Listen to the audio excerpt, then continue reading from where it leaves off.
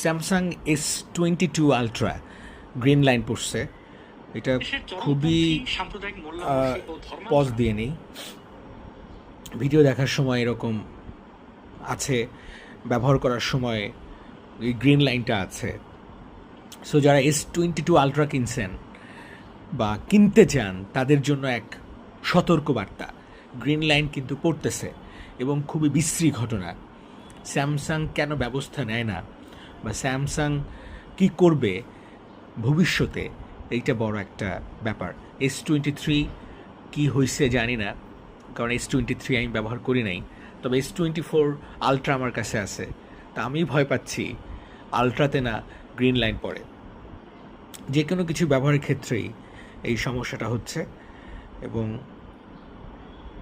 দেখেন কি অবস্থা, গ্রিন লাইন একেবারে স্পষ্ট গ্রিন লাইন, এটা যায়ও না।